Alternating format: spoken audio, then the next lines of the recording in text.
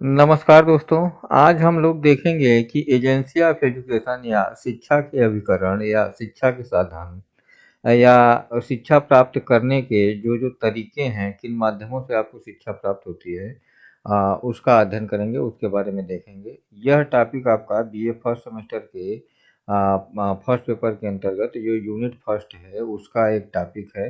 ये last topic है। Last topic में जो सब टॉपिक हैं वो आपका होम है, स्कूल है न स्टेट है।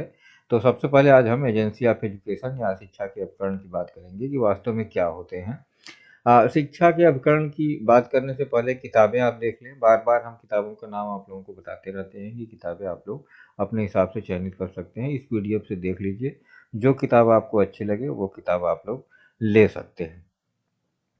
जब हम शिक्षा के उपकरण या एजेंसी ऑफ एजुकेशन की बात करते हैं तो एजेंसी ऑफ एजुकेशन वास्तव में है क्या? एजेंसी ऑफ एजुकेशन जो है अंग्रेजी शब्द एजेंसी से बना है, जिसका हिंदी में अर्थ एजेंट या कार्य होता है।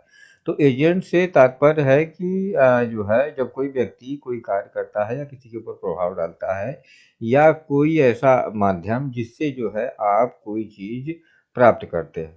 तो शिक्षा की जब बात आती है तो शिक्षा डायरेक्ट आपको किन किन माध्यमों से मिलती है, यही जो है आपकी एजेंसी या साधन बन जाते हैं।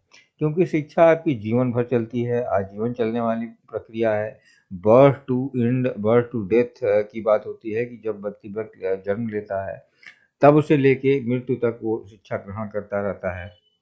और इन जन्म से लेके मृत्यु तक इसके बीच वह विभिन्न प्रकार के जो है संस्थाओं के संबंध में, संगठनों के या जो है परिवार के, समुदाय के संपर्क में आता है। तो ये सभी जो है शिक्षा के माध्यम बन जाते हैं या एजेंसी बन जाते हैं। जैसे बालक जन्म लेता है तो माँ-बाप, परिवार उसका, उसका घर, इसके बाद थोड़ा-सा बड़ा होता है तो आस-पड़ोस के लोग, उसके संगी साथी जो खेल के मैदान हैं, या फिर विद्यालय जाता है या फिर किसी संस्था में जाता है। तो इस प्रकार से माध्यम उसको मिलते रहते हैं एजुकेशन के जो एजेंसी के रूप में। तो यही आपकी शिक्षा के अभिकरण कहलाते हैं। जब हम अभिकरणों के प्रकार की बात करें या डेफिनेशन देख लें 1-2 ठो। जैसे टी रेमंड कहते हैं कि बालक का शिक्षण केवल अध्यापन को ही नहीं बताता, बल्कि जिस साधन के द्वारा मानव कुछ भी सीखता है वही उसका शिक्षण है। संक्षेप में संपूर्ण वातावरण को ही मानव का शिक्षक कहा जा सकता है। तो जो वातावरण है जिसके माध्यम से व्यक्ति सीखता है वह एजेंसी या अभिकरण के रूप में काम करती है। बी डी भाटिया कहते हैं कि समाज ने शिक्षा के कार्यों को करने के लिए अनेक विशिष्ट संस्थाओं का विकास किया है। इन्हीं संस्थाओं को शिक्षा के उपकरण कहा जाता है। ठीक है? तो समाज में जो शिक्षा का कार्य है, शिक्षा का विभिन्न कार्य होता है और उन कार्यों को संपादित करने के लिए कुछ संस्थाएँ बनाई गई हैं। जैसे आपका स्कूल है, कॉलेज है, यूनिवर्सिटीज़ हैं, डिफरेंट टाइप के इंस्टीट्यूशन हैं, लाइब्रेरी है। ये सब के सब आपके शिक्षा के उपकरण के रूप में जाने जाते हैं। इससे स्पष्ट है कि शिक्षा के उद्देश्य की प्राप्ति के प्रयत्न में अनेक छोटे-छोटे उपकरणों का प्रयोग किया जाता है, जिससे आपको शिक्षा मिलती है। इन सभी को साधन कहा जाता है या जिन व्यक्तियों, संस्थाओं, शक्तियों, साधनों तथा व्यवस्था केंद्रों द्वारा शिक्षा दी जाती है, उसे शिक्षा के केंद्र या उपकरण कहते हैं। अब हम जो प्रकार की बात करते हैं, तो जैसे शिक्षा के जो टाइप्स हैं, जो फॉर्म्स हैं, वो 3 टाइप के आप लोगों ने देखे, औपचारिक, अनौपचारिक और गैर औपचारिक या औपचारिकेतर या निरौपचारिक उसको बोला जाता है, फॉर्मल, इनफॉर्मल और नॉन फॉर्मल। ये टाइप्स ऑफ एजुकेशन है। तो इन तीनों प्रकार की शिक्षाओं को प्राप्त करने के जो साधन हैं, वह भी जो है एजेंसी के रूप में आते हैं। अब जैसे शिक्षा के जो formal education, formal agency of education, दूसरा इनफॉर्मल एजेंसी ऑफ एजुकेशन और तीसरा non formal agency of education. तो ये तीनों के तीनों अलग अलग कार्य करते हैं। जैसे जो फॉर्मल एजेंसी ऑफ एजुकेशन है वह क्या करेगा, वह आपकी औपचारिक शिक्षा को बताएगा कि औपचारिक शिक्षा यहाँ से ली जा सकती है। जो फॉर्मल एजेंसी ऑफ एजुकेशन है ये क्या करते हैं कि शिक्षा के औपचारिक उपकरणों को सांविधिक साधन भी कहा जाता है। ये साधन वास्तव में समाज द्वारा निर्मित होते हैं, जो शिक्षा के लिए जो है विशेष रूप से बनाए जाते हैं, केवल उसमें शिक्षा ही दी जाती है। और औपचारिक साधनों द्वारा शिक्षा का कार्य एक निश्चित योजना के अनुसार होता है। इनका प्रयोग करके बालक जो अपने ज्ञान में वृद्धि कर सकता है। इसमें सब कुछ फिक्स होता है, जैसे इसका उद्देश्य हो गया, पाठ्यक्रम हो गया, शिक्षण विधि, नियम, व्यवस्था आदि सब कुछ फिक्स होता है। तो ये तो आपके शिक्षा के फॉर्मल एजेंसी मानी जाती है, जिसमें सब कुछ निश्चित होता है, समाज या जो है सरकार द्वारा संस्थाओं का निर्माण किया जाता है। आप मोटा-मोटा समझिए कि जो स्कूल और विद्यालय हैं, यूनिवर्सिटीज़ हैं, कॉलेजेस हैं, जो बड़े-बड़े इंस्टीट्यूशन हैं, बड़ी-बड़ी लाइब्रेरी हैं, ये सब की सब जो है आपकी शिक्षा के जो है संवैधिक साधन या जो है औपचारिक साधन के रूप में आते हैं, फॉर्मल एजेंसी के रूप में आते हैं। अब इसका कुछ उदाहरण देख लें, जैसे उदाहरण में आप देखें तो स्कूल है, लाइब्रेरी है, म्यूजियम है, रीडिंग रूम है, आर्ट रूम है, जिम्नेजियम है, आपकी विशेष सभाएँ होती हैं, सेमिनार होता है, जो है विशेष प्रशिक्षण होते हैं, ट्रेनिंग होते हैं, आपकी जो है क्या कहते हैं कि अजायब घर है, हाँ, वर्कशॉप होती है, कॉन्फ्रेंसेस होते हैं, हाँ, दुनिया भर के मेले लगते हैं, चित्रशालाएँ हैं, ये सब के सब औपचारिक साधन के अंतर्गत आते हैं, जहाँ से आपको औपचारिक शिक्षा प्राप्त होती है। अब दूसरा जो प्रकार है आपका, वो शिक्षा के अनौपचारिक, जो आपकी शिक्षा जो अनौपचारिक या इनफॉर्मल होती है, जो हमको क्या कहते हैं विद्यालय के अतिरिक्त मिलती है, वह शिक्षा जो है अनौपचारिक होती है, और उसमें जो साधन लगे होते हैं वो अनौपचारिक साधन कहलाते हैं।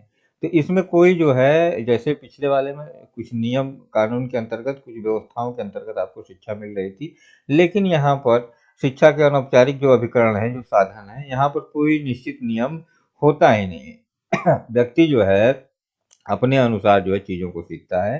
अनौपचारिक साधन जो है से बालकों में मुख्यतः जो है, जो संस्कार और आचरण संबंधित व्यवहार है, उन सबका जो है विकास होता है। प्रत्यक्ष अप्रत्यक्ष रूप से ये बालक को प्रभावित करते हैं। इनको जो है निजी क्रियाओं द्वारा स्वाभाविक रूप से जो है ये शिक्षा प्रदान करते हैं। इनका जो है अगर उदाहरण देखें तो आपका जो है घर है, पहले तो परिवार ही है, आपका घर परिवार। खेल है, खेल के समुदाय हैं, आपका जो साथी समूह है, जिनके साथ आप खेलते हैं, समाज है, राज्य है, प्रेस है, आकाशवाणी है, रेडियो है, दूरदर्शन है, जहाँ से आपको जो है कुछ सीखने का मौका मिलता है, जहाँ से कुछ शिक्षा मिलती है, वो सब के सब जो है अनौपचारिक साधन के अंतर्गत आते हैं, जो औपचारिक में नहीं आएंगे। ठीक है?